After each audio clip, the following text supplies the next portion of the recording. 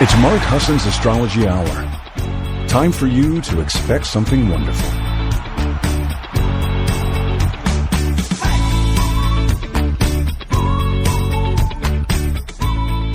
Well, good morning, everybody, and welcome. It's Mark Husson. This is Mark Husson's Astrology Hour coming to you live October 7th, 2024 at 8 a.m. Pacific time, 11 a.m. on the East Coast. How are you? It's so good to be here with you on this amazing Sagittarius moon. The dogs are happy. I'm happy. You're going to be happy if you're not already. Come join us if you can over at 12radio.com. When you go to 12radio.com and you click the chat link, I'm sorry for the dogs barking in the background, but I think I scared them when I just launched in. So I might mute myself and scream at them, but hang on. Oh, that worked, I think. All right, so come over to once-radio.com, click the chat link on the left-hand side, and you will be catapulted over into the Facebook page where my friend, colleague, and producer and psychic advisor, Jay Varvel, has put up the banner. Thank you, Jay. Appreciate it. And you'll see, if you scroll down a little, you might have to ask permission to come into the room. And if you do, we'll get you. Just let them know you want to come in. And if you click the comments button, the little, it says like show comments or whatever it is.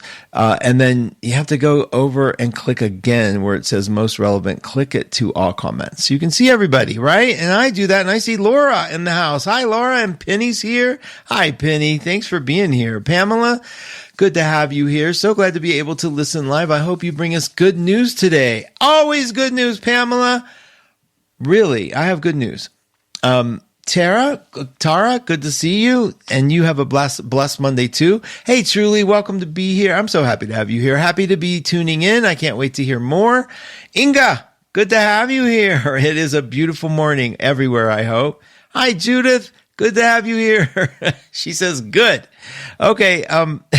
She's ready because I think a lot of you guys are ready for some change. Just get here. And it's so true.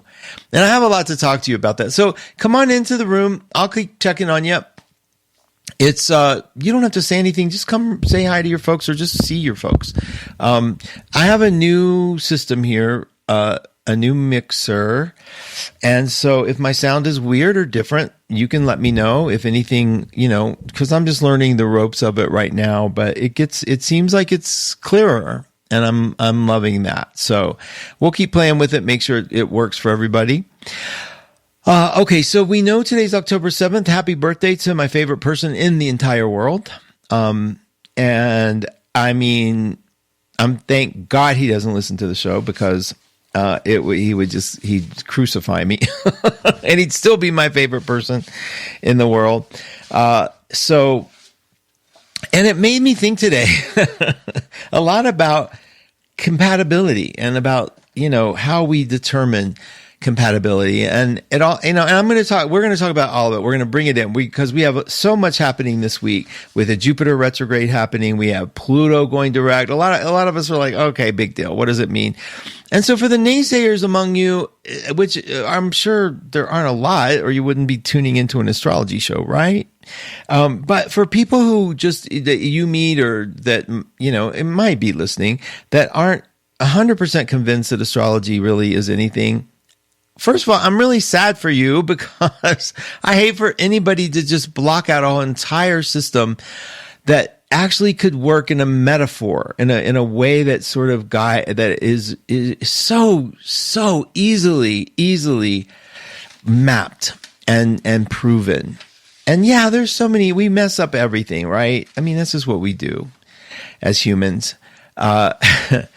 We mess up everything. So, we get into that. We have to get into horoscopes and we have to get into scaring people. We have to get into trying to predict the future instead of just really basically understanding that every moment in time has a quality imbued in it that lasts for the life of that being that is in that moment in time. So a particular moment when you take your first breath, when you launch your first business, when you get married, an event has a birth. that's when life is breathed into it. For babies, it's when life is breathed into it. A lot of people do conception, like conception. It's at conception when you're run your birth chart. That's fine, but really, life begins when you take your breath. And so, the breath of a building, like when you sign the papers and when you launch your business online, when you send out the first letter that says we're open, those kind of things are good moments to look at what is that moment in time. What's the quality? And that quality carries with you for your entire life. And that's the thing to remember for your entire life. The quality that you are imbued with stays with you. Now, beauty it's because it's your quality of life. It's your moment of time. It's perfect. It's not anything that needs to be fixed in it. Okay? And you've learned to do it really well. Whatever your moon is, whatever your sun is, whatever portal in which you look at reality in the world, it definitely is going to be influenced by the environment, nature, nurture issue, right? But whatever has been shaped, and you at least have this map, this opportunity to look at it and say, oh, I didn't get a chance to really express my moon. And I've been doing that a lot lately. Talking to John, who is an extraordinary astrologer, to just get some overview about life. Like he like I was talking about synastries or how compatible charts are. That's called a synastry when you put two charts together and sort of look at them. And he's all below the chart, and I'm all above the chart, and he's all air, or tons of air, and I'm tons of water. And water and air are like the true opposites of the zodiac, which I want to get into today with you as well, because that's so much of what's happening in the sky. This and it's you'd think water's opposite would be fire, right? Because they extinguish each other, blah blah blah. But it's not. The true misinformation, the true need to understand is when you bring a water element in with air, and it's like, wow, that is night and day. Air is all about orienting. Like, you notice how when you judge an air sign, what you're judging them, what the worst part of an air sign is, or a mental person. That's what an air sign is, a mental person where somebody just relies so heavily on facts and data. What do we accuse them of? No emotion, being feelingless. So we accuse them of the actual absence of water. Water is all about feelings and all about emotion and all about, the taking the shape of the container and empathy, right? So what do we accuse water signs of when they're in their like empathy mode, overly emotional mode, right? Lack of objectivity. So we actually accuse them of lacking that thing, that opposite. That's one of the reasons why we know they're opposite. And that is happening in the sky now. There's a big division of water, the emotional, and the negative parts of water. It's hard to find, really, seeing what's negative about water. But the negative parts of water are the over empathy, the over taking on the shape, like losing yourself to something else, the overreactive quality of emotion. Like, because it's not about feeling. All the signs feel, right? All the elements have a feeling component. That'd be ridiculous to say, but it's our response to the feeling is what constitutes the element. And water's response to feeling is emote, to cry, to be heartbroken, to be devastated, to be all right. And so air's is objectivity. Like, well, that's why they look so cold when we say something about the lack of emotion in air. So if you take this time period, you see a lot of that going on, a lot of the hysteria, a lot of the fear, a lot of the emotional, polarization, and a lot of the life or death reactivity. I know fire signs are really good at that too, which is why fire and water are actually more alike than fire and air. And then you see the other side, cold, calculating, detached, overview, like we're just looking at, I'm doing this for the business, I'm doing, that kind of thing. That's in the air right now. And so when you're looking at two people coming together, one predominantly air, one predominantly water, and you think, wow, that is like oil and water, what happens is you realize that the person that you brought in has all the things that you don't have a great understanding of, and why wouldn't you bring them in? And that's been the big mistake with doing synastries or relationship charts, and the big misunderstanding is that we think compatibility means the same, being in sympathy with somebody, being connected in a way that, oh, we're both water signs and we just so understand the world the same way. And so zero growth potential. Now, let me just qualify. If you're in a relationship with somebody of your same elements, a lot of growth occurs, no problem. It just occurs differently. It occurs in simpatico with the other person, right? Typically. Whereas if you're of a different ilk, your orientation comes together differently, then the learning can come a little more intensely and a little more in chunks and sometimes a little more separately. Because I know when John and I started out, the first 2 years were like out of a Frankenstein horror, like out of just a horror movie. It was just horrifying. Neither one of us, I think, had an understanding of relationships, much less of somebody so different. And yet we were so much alike, so compatible in so many ways. We loved the exact same things. How rare is that? Which is one of the things I count as my blessing. Every time I think about it, God, I mean, he was into everything I was into, including astrology, including A Course in Miracles, including just the way he looked at life, his bent on politics even. And it was like, wow, for a Libra, I mean, Libras, you guys, until I met John, I was like, Libras, I mean, just press on the scale a little bit, you get the other opinion. You can't be happy with them because none of that was true. And see, what did I learn? I learned so much by being in a connection that was so foreign to me. And so when you're doing a compatibility chart with somebody, when you're looking at are you compatible, we're so used to looking at where you're similar that we forget to look at where you're different as the strength. Okay, as the point of understanding. And I can't even begin to tell you how many times I've looked at astrology to help people understand that's just this part of them. That's their sun sign, and that's their moon sign. That's their Mercury. That's the way they orient the world. And so when you're doing that, when you remember to do that, the world's not so scary. It's not so different. And that's the edge people who love astrology and who understand astrology have over the people who don't. Because if you don't think it's an edge when you're applying for a job, if you could by any chance get that birth information of the person hiring you or birth information of the job you're going to, can you imagine the build? I mean, actually, when was it incorporated? Wow. I'm telling you, it's kind of amazing. And I know most of you know that are listening. But if you have a friend who isn't listening, I have several, definitely remind them the power of it and remind yourself the power of it. I'm going to come in and say hi to you guys real quick again because I know that the room took a big leap.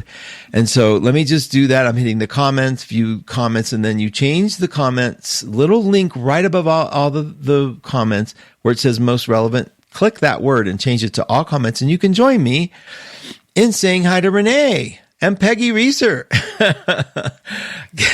Peggy said, I was catapulted here. Peggy has her show tomorrow. Oh, My Angels. Extraordinary woman. Peggy, it's so good to have you here. Thank you so much for coming. Judith Tapp, Barking translated. Yay, we're happy too. Thank you for translating my boys. Yeah, they are adorable too. I mean, I know you all know I love them. I do so love them. And since we've been together, I don't think I've ever been apart from them. It's sick. It really is. I take them everywhere because I figured it's 3 years now.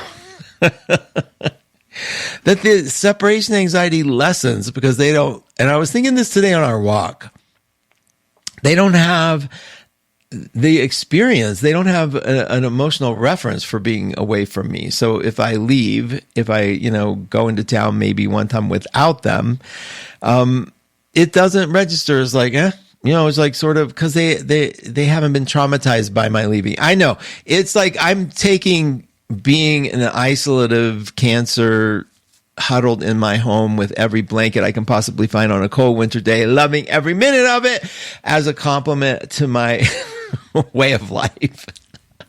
But I definitely love that they have not been traumatized by those kind of things. Because imagine at a time when you have to go to work. It's not that it's trauma. And those of you that have to go to work, I so get it. And your dog, and dogs historically have always done great with that stuff. I'm just saying it's nice for me to have a cycle where I don't have to leave them. And they haven't been, and I talk to them like in full sentences and in a foreign language that I don't understand. Like I make up words, because I know they're feeling my heart. And sometimes I look and go, oh my God, I freaking have to kiss you all over. I do that much adore them. And it's equal kissing. There's no question. But anyway, thank you for translating, Judith. I so easily digress. We're going to talk about this Sag moon. I have a lot to tell you about this Neptune and Pisces too. Tara, thanks for being Tara. I hope this week is better than the last. Bring us some happy news. I'm going to do that. I promise. I'm going to do that right now. After I say hi to Linus, Monday hugs back to you. Maya, thanks for being here. Oh, thank you for letting me know I sound clear, Tara. That's awesome. I love that.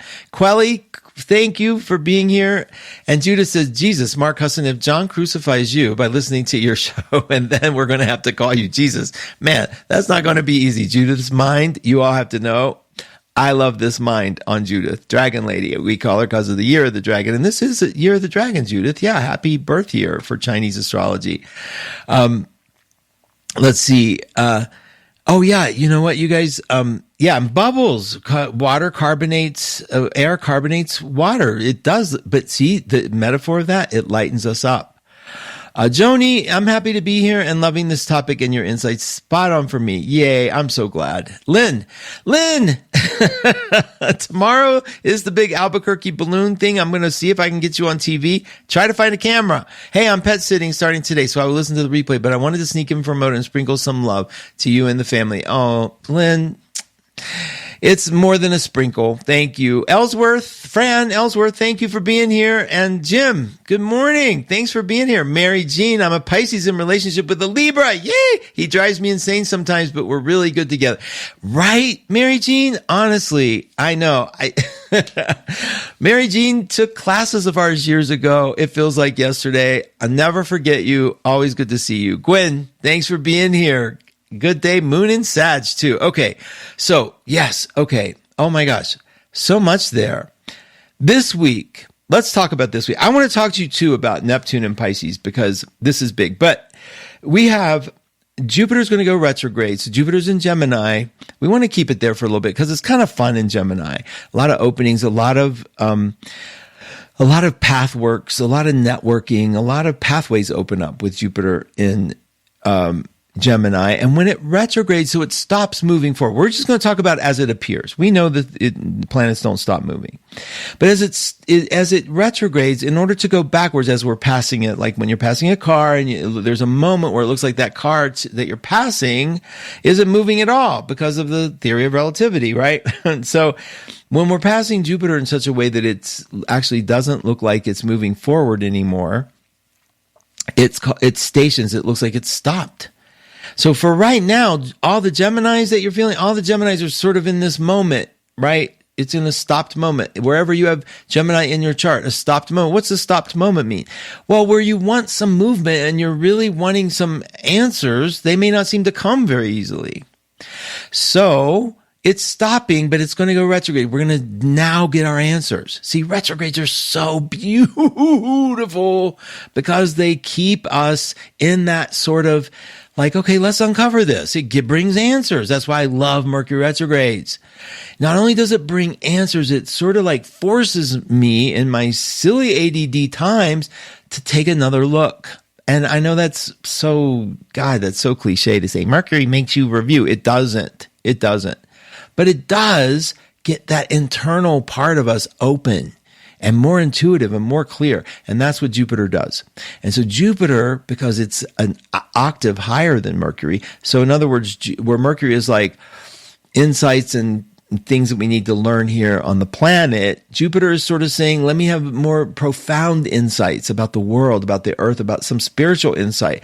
And Jupiter's stopping for a minute to getting us back in to reconnect to our trust. The thing about Gemini is if you have your moon there, your sun there, your rising sign there, particularly, or Gemini, it's easily distracted and can forget about the other twin. So what you see in a Gemini, somebody with a strong Gemini, is like, oh, it was always this way. I've always been happy. I've always been depressed. It's always been miserable. It's always been good. But whatever it is in that moment, it's what it's always been, because they forget about the other stuff. It's how a water sign judges an air sign, right? Whatever's in the moment's all it's ever been. You never remember anything. Okay. Oh, and I have never said those words ever to John.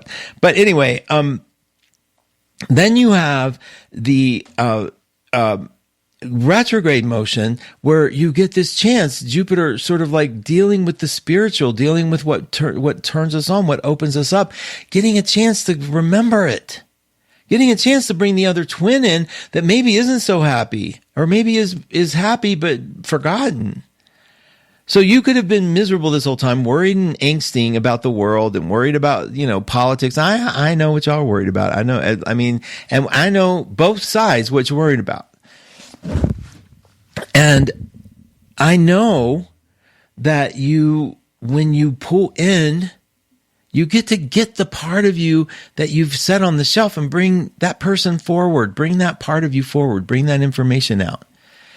We tend to stuff either the fears, there's two types here in Gemini. You either stuff your fears and you're like, everything's okay, everything's okay, everything's okay.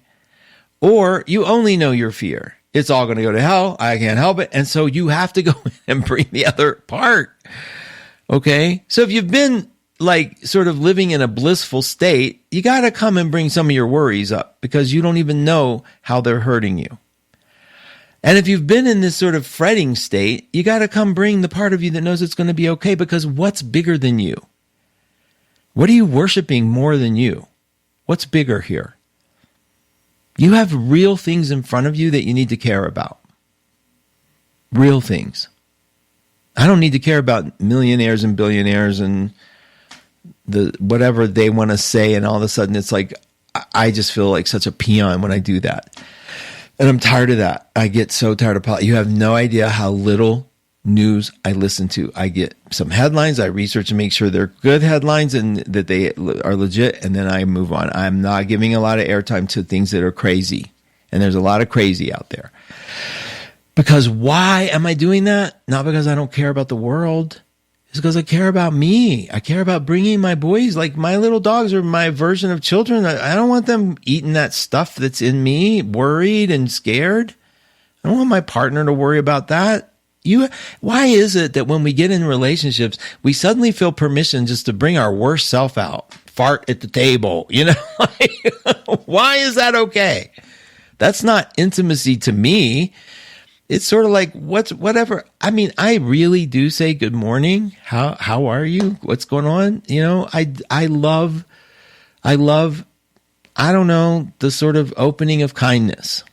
I know you do too. But I just like to remind us that sometimes we just take for granted that it's like, you live with another person. It's not like you have to bring your worst self. Maybe that's the time to bring your best self always, as much as you can. I get it. We carry stuff, but at least a little bit of energy, because they're going to be absorbing that. They got to absorb you, what's around you. Now, okay. That's Jupiter. That's retrograde is happening Wednesday. And the thing about it is, as we go into the retrograde, as it stops solid, Wednesday could feel a little like, ugh. It could. It has the potential. I mean, there's another factor that could bring a thing. And I mean, no offense to you Capricorns, but sometimes that Capricorn moon, when I want to be in a fantasy world, the Capricorn moon is like, take off your glasses. And there's dirt all around you need to clean. Thank you. Sometimes that's Capricorn. And so when you have Jupiter not moving forward in that moment and Capricorn coming in as the moon, okay, it might look a little real. So Wednesday might look a little real. Okay. It could be amazing. Wednesday could be amazing. Because in that moment, when you're realizing, oh, there's nothing happening either way, like everything has changed because Jupiter's now not moving forward and the moon is in this sort of stoic, stable sign, you might just eat that up. So I'm not saying Wednesday has to be that, but it is a changing day. It's a Capricorn day. It's a more serious day. Thursday is going to be all Capricorn. Now, the second day, when the moon changes signs, wonky. When the day after the moon changes signs, I feel a little more comfortable here because I've gotten used to the energy. And by Friday, when it's going into Aquarius, you're like, hurry up, get the hell out of here and get Aquarius in my life. And on Friday, Pluto is also going to go direct. So Pluto is not going retrograde anymore. Jupiter will do that. Pluto is stopping in the sign of Capricorn and starting to move forward. So Pluto is another stationary one, meaning it's not going to move Friday, but it's never going to go back into Capricorn again for 200 some years. But it's not leaving Capricorn. It's at 29. It has to get into Aquarius at 0. We talked about it. It's going to be at 29 Capricorn through the election, which is why we don't predict the election. This election is so crazy, so volatile, so like to predict it is sort of a attempt at taking a bet publicly that you have no clue what you're talking about. And I'm not taking that bet. I don't need to. I don't need to prove it to you. I can't figure it out. I don't want to figure it out. I don't want to know. I'll vote what I vote. You'll vote what you vote, or you won't. And we'll take whatever comes and we're going to make it. And together we're going to figure it out. So just stop all the crazy, okay? I'm here with you. We're going to be here, and I promise you I'm going to be here next year at the same time, unless God, whatever. Unless John follows through with the crucifixion story. Okay. Now, okay, I want to read something to you. Oh, I know I hate when people read to me. I'll make it interesting by animating my voice a little bit. But it's very short. But this is a book called The Sign of the Times. I just want to, you'll see exactly why I'm reading it to you. Okay. Astrology tells us that Pisces is one of the most psychic signs associated with the world beyond. It was when Neptune was in Pisces that the Fox sisters started their table tapping seances in New York. But a far more serious Piscean thing occurred. We have said that Pisces is associated with dissolution. And this Piscean period, in what he's talking about, this Piscean period saw the breaking up of the bonds that held the United States together. By the last year of Neptune in Pisces in 1861, now we're in the last year of Pisces in 2024, in case anybody got confused that I thought we were in the 1800s. The southern states had seceded over the issue of slavery. To use the standard historical phrase, the Union had been dissolved. During these years, Abe Lincoln made his famous statement, "A house divided against itself cannot stand." He went on to say that he did not expect the house of the U.S. to fall. He expected it to cease being divided.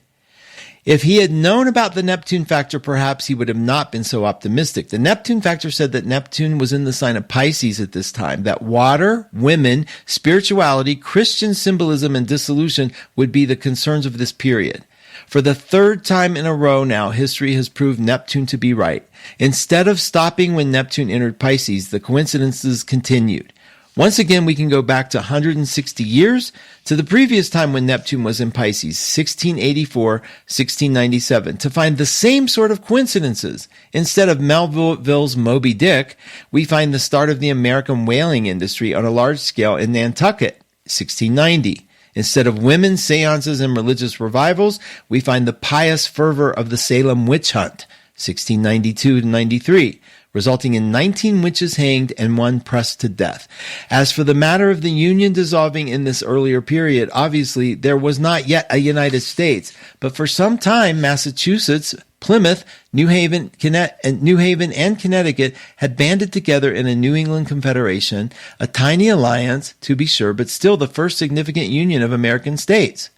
The scope of this book is limited to the years 1697, but the Neptune factor itself knows no restraint. If we jump back 100 years more, we find Neptune in a different sign, running into the same kind of mystery, well-fitting coincidences.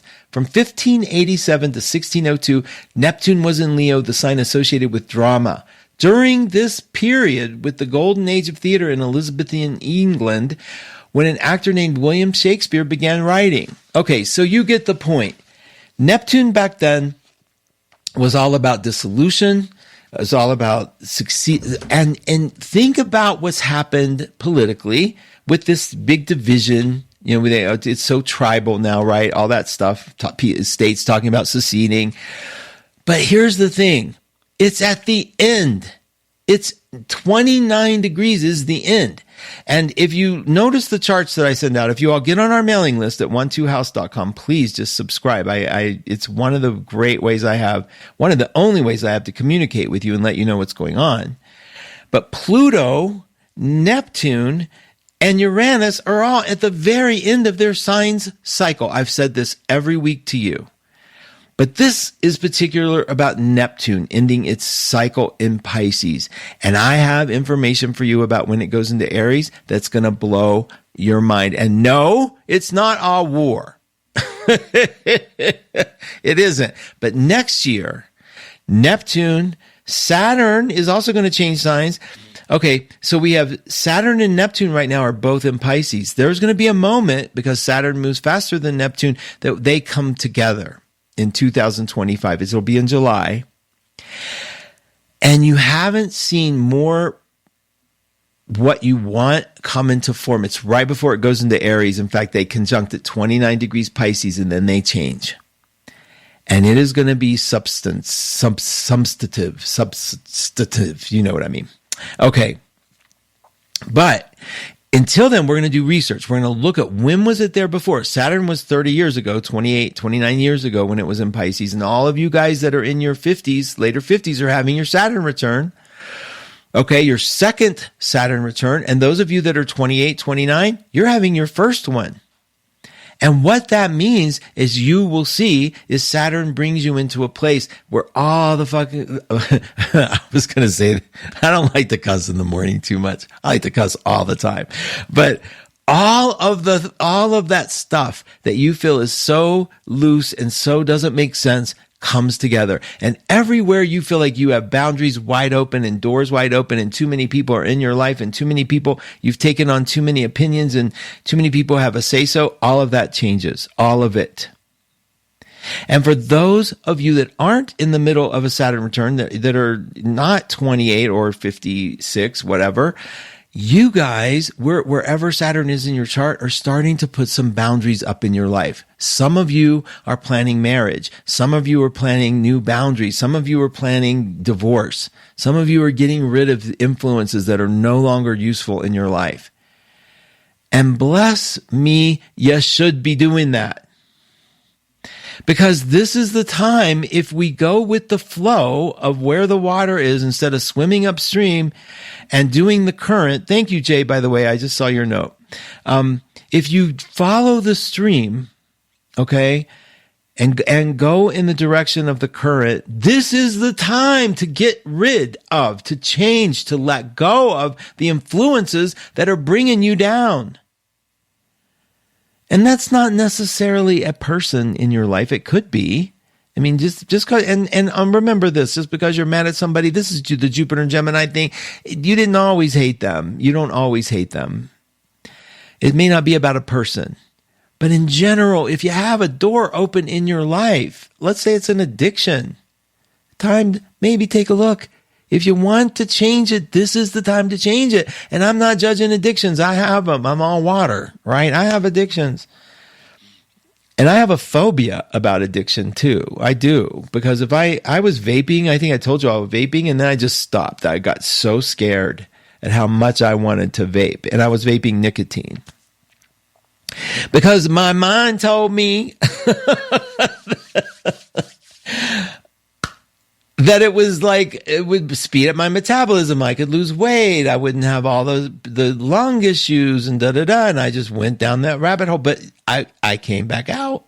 I quit cold turkey. I haven't touched it. It wasn't easy. But it's that flow, okay, going with the flow. Saturn being in Pisces, where I knew I'd have the strength to do it, and I did. And you can judge it whatever you want, like silly, whatever. But until, until you're there. Your judgments mean nothing, right? So you can't possibly understand it if you aren't there. So what do I care? I mean, it's great. Throw your opinions. But it's not like I love your opinions. I think they're great. But I also take them for what they're worth. If you were once in my shoes and you understand that desire and that way of thinking, then you also will understand the power of letting go of that. So you can do it.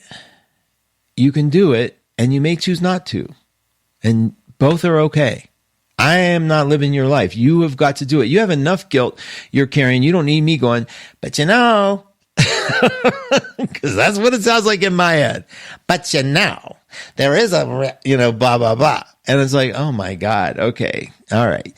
So yeah, that's the sound of the voice in my head. How would you like to have that all the time? Whew, Lord. I was just telling John that, the voices in my head are this collection, because I feel like I was raised by literally many different people. And the voices are very varied. and I sometimes act them out in the exact way I hear them. It's a nightmare. Okay. Let me check on you guys. I have more to say. I know that's shocking. Please pick yourself up from the floor, but I do. Hang on. I'm coming to get you in the room. Hold on. Oh my goodness. Okay. See, and I see there, it's some, I'm clicking 32 comments is what it says. And then it goes most relevant. I click most relevant and I go all. And that's what I want you to do if you want to see everybody in the room. But there's Harriet. I can't believe, Esther, that you made it. You did it. Welcome. Hi, Judith says, oh, nothing like kissing puppies' heads and noses. There really isn't. Jackie Walsh is in the house. Happy Monday. Pack your troubles in your old kit bag and smile, smile, smile. Yeah, Jackie, you always make me sing. Hey, Pamela, I'm an equal opportunity warrior. I worry about everything. I just figure that I cover all the bases that way. I so get that. I really do.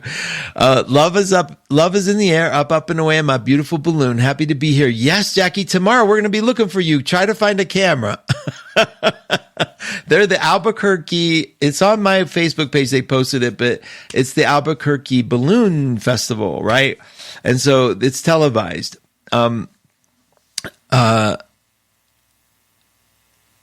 Yeah, Sarah, congratulations. She said, I'm still not vaping. I told you I quit a few months ago. Sarah, yay! Good for you. I mean, and listen, if you said, Mark, I fell off the wagon and I'm vaping, I'd be applauding you. But I love that. And congratulations. I know you feel good about it. Me too. Every once in a while, like I'm doing something and I'm like, ooh, I remember that urge, but it's gone. So basically for me, I've quit smoking twice in my life, and nicotine is this evil human. It is. It's a spirit. It's not human.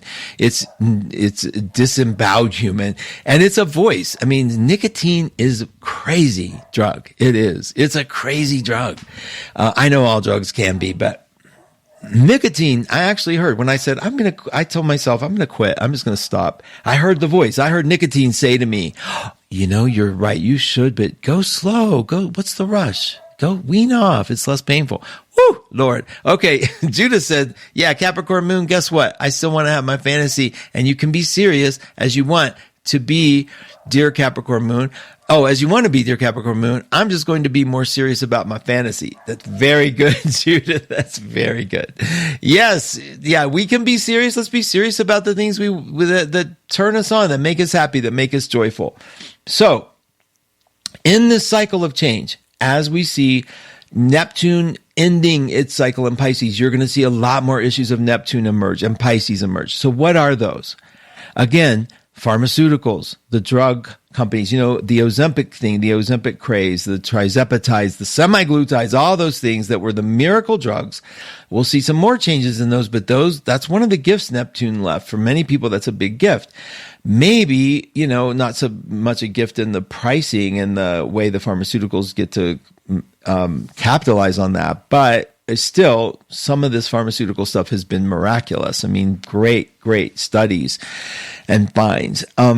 We're also seeing like the the whole issue with abortion, the whole issue with women, how women have been treated, how men have the suicide rate for men going up, all those things are very Piscean, and all those things we're going to see changes in. And I think it's where when Neptune starts to leave, the consciousness around those things grows.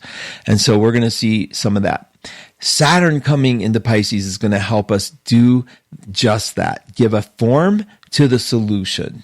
Okay, Neptune dissolves dissolution. Saturn gives a form to a resolution. Let's look at it that way. Okay, I'm not just trying to rhyme words, though. Really, I should have gone into poetry.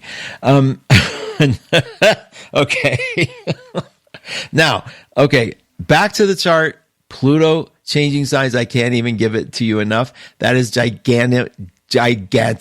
It is the zeitgeist effect. It is the effect of a consciousness that is really going to be shifting into Aquarius permanently, or at least for 15 years. I can't even begin to say, so what does that mean during the election? Because for the last few moments of the election, Pluto will be in Capricorn. Does it mean we get the old guy? Does it mean we get the new regime? What's it mean? I don't know. And I don't want to guess. What I want to guess is you're going to be okay. What I want to guess, I'm going to be okay. And what I want to really believe and work with is how we're going to ride these planets with the current and be one step ahead of everybody else on the planet, because we're all going to make this. It's serious. I believe this. I could not be more serious, and I would not have felt this way 4 years ago. I didn't feel this way 4 years ago. Different person, different idea, different way to work with the mental energy of it all. Okay, so now, the other thing that's changing, Uranus. You Tauruses, are you tired yet?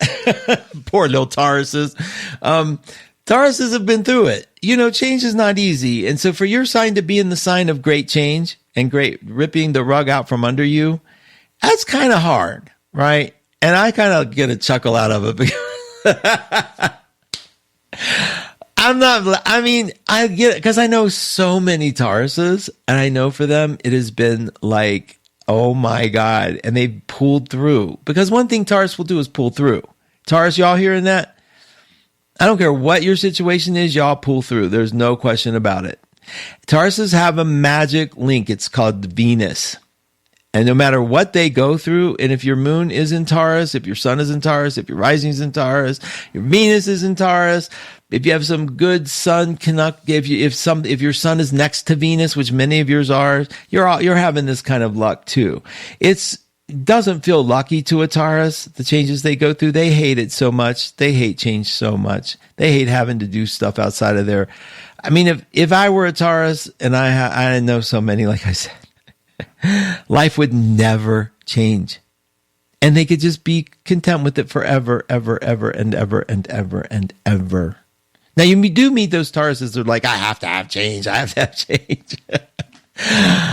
And there's a whole story about why they're like that. But it's not true. And that consistency of I have to have change is always their consistency. It never changes. And so we'll talk about that someday. For right now, just remember, the part of you that's Taurus has not been really happy. It's not easy having your life torn apart. I don't know a Taurus who didn't get things shaken from them. It didn't get shooken up. And some are still lamenting. Some went with the flow. Some made it the best thing that ever happened to them. So that is happening next year too. Uranus is going to see its final days in Taurus. It is then going into what? Gemini. Oh my God, these changes are ridiculous.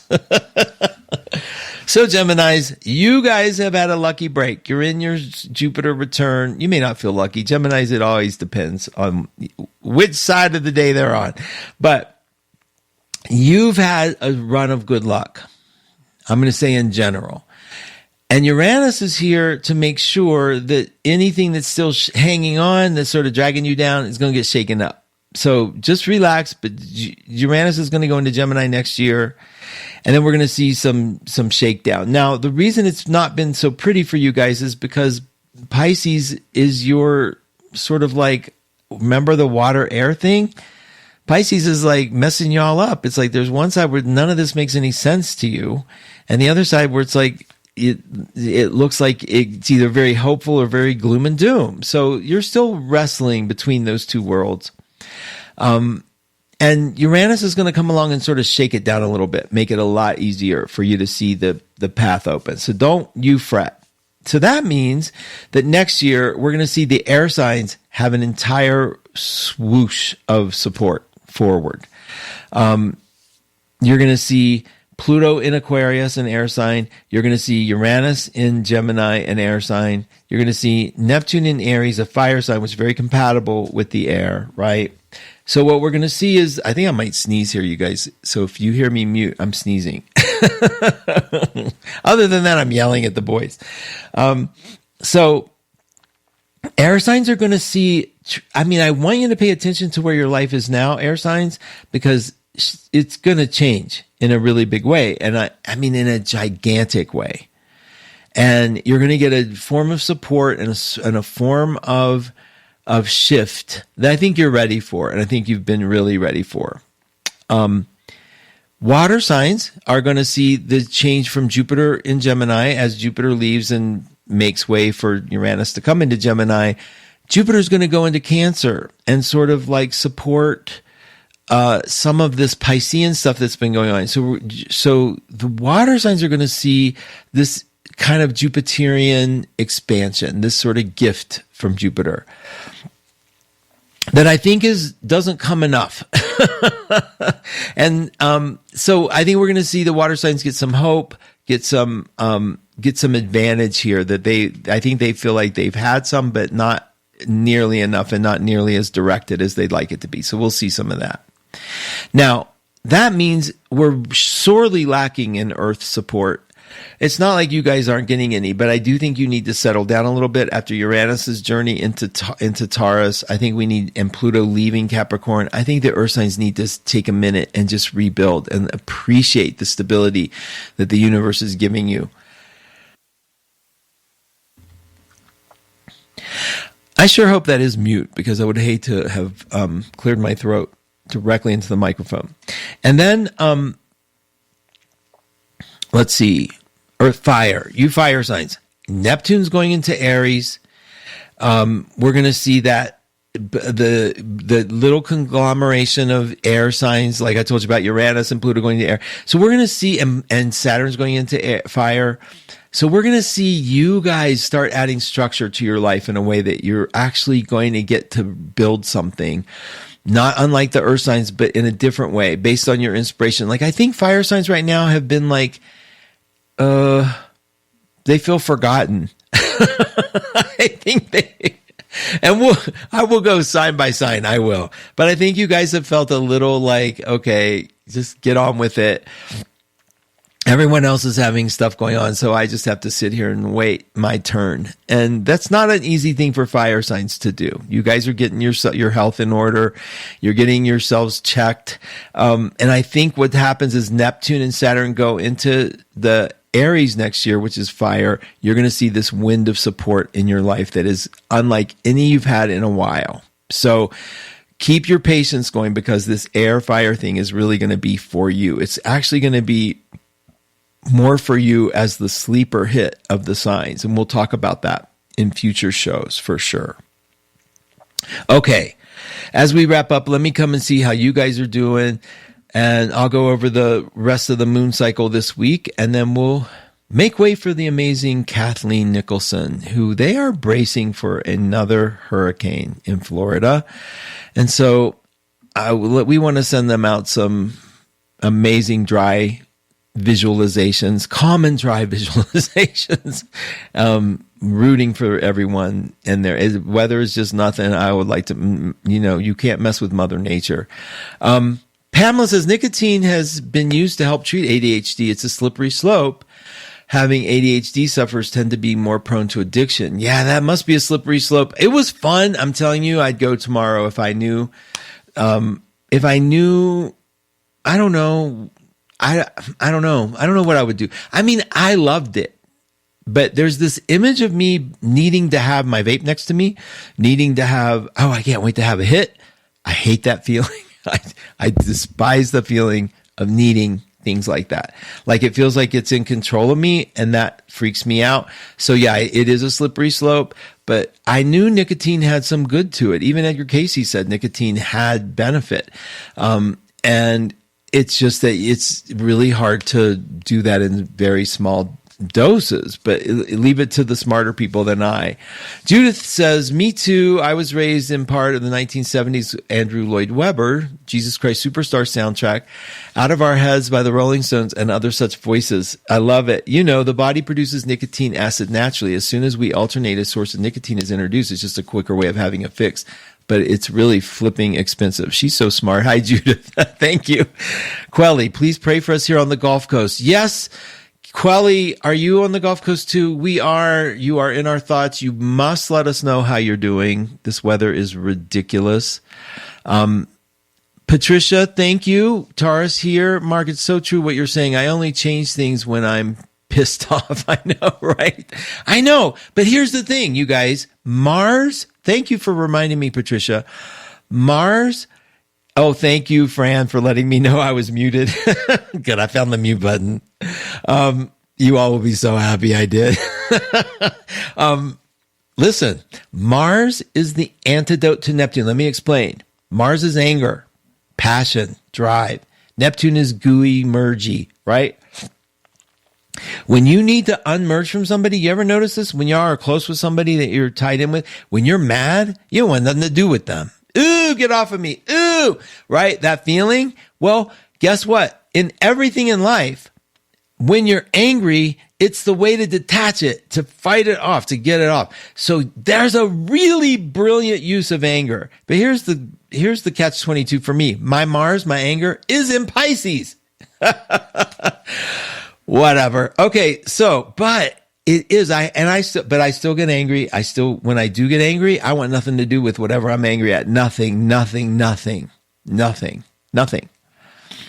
And it's so helpful because when you understand that you are angry and it's separating you from what it is you're tied into, it's amazing. So when I was mad at nicotine and I said, okay, shut the hell up. I'm out of here. I spent a lot of money on vapey toys, like these little, like what was the coolest one that, you know, the shape that made it look like, you know, I was puffing something cool, like right out of the future. It's like you think like that, but that's nicotine. That was nicotine going, look how cool you look.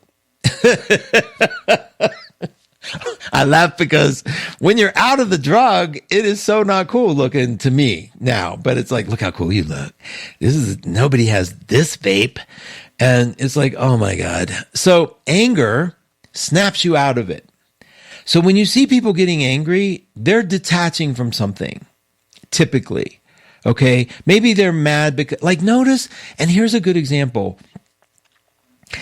You might love a particular quarterback. You know, the world's crazy about sports. I feel like it's a boat I missed, but whatever. I can't help it. What am I supposed to do? It's like, I do watch the Super Bowl, but anyway, so there's a quarterback you love and it's your team and and you have this rival that you hate. Well, that quarterback gets bought that you love gets bought, you know, traded to that rival. And now you really hate them. You hate them so much. You burn all the clothes and all the numbers that even look like their number. And that tells me how much you're trying to fight the love you had for them. Because anger is trying to pull you out of it. So save yourself some money. Recognize that the anger is trying to get you to unlove them and come to peace with the fact that you love them and that you hated that they left. It'll save you a lot of money and a lot of blood pressure medicine. Okay. One last look. And thank you, Judith, for your sweet comment about, listening live. It's so sweet to have you here, and it's so sweet to see all of you guys. It really is. I'm hitting refresh real quick so I can say goodbye and see how y'all are doing. Oh, I did want to tell you what's happening this week moon-wise. I also want to tell you that Saturday is 1-2 day at the 12th house. It's 12listen.com. So 12listen is my baby. It was my commitment to bring some good intuitive psychic advice to you. This is a hangover from the store I used to own. The people are extraordinary, as you know, if you've called them at all. The service is extraordinary. I didn't create the service. I found the service and created the website that could work in conjunction with the service. That's where I feel really blessed. It's very safe. You're completely private. We've had no credit card malfunction, nothing. It's been amazing. And what you can do on Saturday, the 12th, is all the prices are randomized by computer, very low. It's our one time a year. We made it on 1-2 and you can call in and see, just have a chat with somebody, see who you like, see if that person feels supportive to you. And I always tell them, and I tell you, keep an arm's distance from them. Don't try to get to know them. Have some anonymity, because we won't tell who you are ever. You get to have your own privacy, complete privacy. I mean that. Even when you leave feedback, your name isn't posted. But you can take a look and see what feels good and who feels good, and work some of your stuff out. You can even do it by chat. Some of the most sophisticated chat room in the world. Wait till you try it. You can even dictate it and it chats for you. I'm proud of that part. I love these people that work here at 12listen.com. Almost as much as I love you that listen to 12 Radio and come and support me every week, and everyone who's on the show. Kat is going to be live next, and she is in Florida. She is a part of the Gulf Coast crisis that's happening. So let's wish her well, send her some good energy. She does readings every show. So if you have an issue on your mind, you can post it in the room. I guess you guys know how much I care about you. Thanks for all your support, allowing me to be real with you. Let's do this again as soon as we can, which would be probably 7 days. And I have continued hope for some great surprises to come, where it's not just every Monday, where we can do some things more during the week. So stay with me on that.